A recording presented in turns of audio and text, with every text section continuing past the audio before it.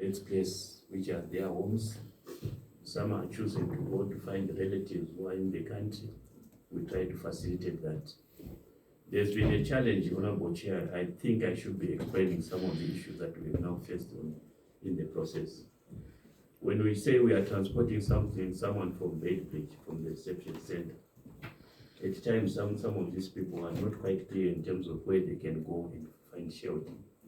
Some of them tell us we want to go to Mutare, but in terms of what exactly happens when they reach Mutare, it's an issue that has been before us, and trying to address it is quite a momentous issue. So we get people who come and say, I want to go to my original place. They go to a place like Gokwe. Perhaps there are no uptake facilities to take them to the rightful place and destination where they want to go. So these are some of the issues. But we are glad that this issue is being addressed, because we have also communicated with political parties to try to look at this issue so that they take care of the people who are coming back. We've also ensured that our local authorities play a role in terms of looking after these people. We've equally said the government departments in the provinces also take an active role to try to address and receive these people when they get to their provincial areas. I think in the press there has been some report to that effect. I also want to indicate, Honorable Chair, that through the civil protection, we have district committees and provincial committees who have been very active. And I think some of these issues about how we receive the people and how they are looked after in terms of interventions, we'll be able to understand them much more clearly when Mr. Mkomo speaks to that issue. I was also saying, Honorable Chair, because we have a lot of minors who are affected, who are coming as part of the returnees. I shared the numbers. We actually have a children's center in the reception area that we have. The children's center is a facility which enables us to look after the minors, the small kids who are coming and returning. You know, these people have special diets. They cannot just eat ordinary meals and all that. They also have special attention in terms of medication. So we have a children's center within that. We also provide for recreation in the reception center, so that these people are coming. Some of them maybe they are going to spend a day, if not more. They need to be looked after, so those we are doing. So what we have been doing, Chairman, is to get all the government departments which are relevant to mobilize resources, including Ministry of Finance. At some point we had a challenge where the resources in the center were outstretched because of the numbers. But the Ministry of Finance was handy to provide the resources for us to be able to procure the materials that we need to give these people meal, to be able to give them food on a day-to-day basis. We also had some challenge at some point, Honorable Senators, where because winter had come and the numbers were quite large, we had challenges in terms of blankets. So we had a week or so when there was that crisis.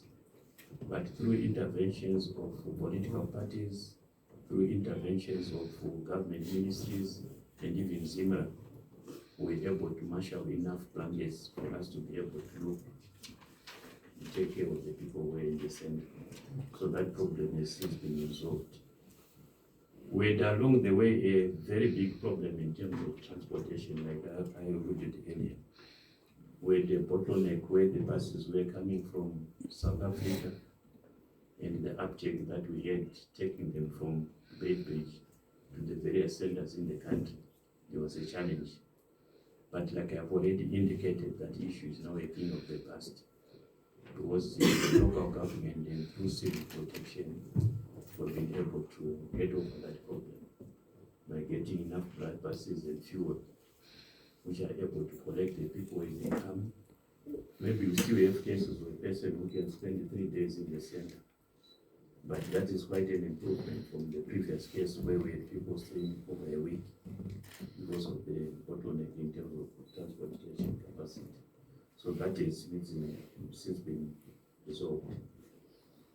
Chairman, when we look at whether or not there is coordination with South Africa in terms of our embassy, we want to confirm that there is indeed some working together that we have between the government ministries which are here locally and our embassy in South Africa.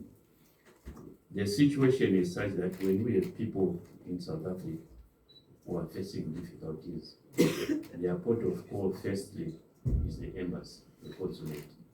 So they get there, the embassy profiles them and understands where they are coming from, the nature of their challenges, and from there the embassy arranges transport for the people to be repatriated back home. For us back home, what we get from the embassy is what we call a manifest. In other words, it's a register of the people whom they are loading in each bus which is coming. So before any bus leaves South Africa, we get a register from the embassy, which is saying bus so and so is bringing so many people, these are so many children and the like. That helps us to prepare reception of those people and be able to account whether or not the bus that left with 20 people did reach back to the 20 people. So that coordination is there, is quite vibrant. But we have an issue which we understand is happening, and that is coming perhaps through media. We see that there are a lot of people who are trying to get assistance at the embassy. There could be some challenges there in terms of the numbers. But perhaps as we are constituted now, we are not quite qualified to speak in detail in terms of what is happening at the embassy.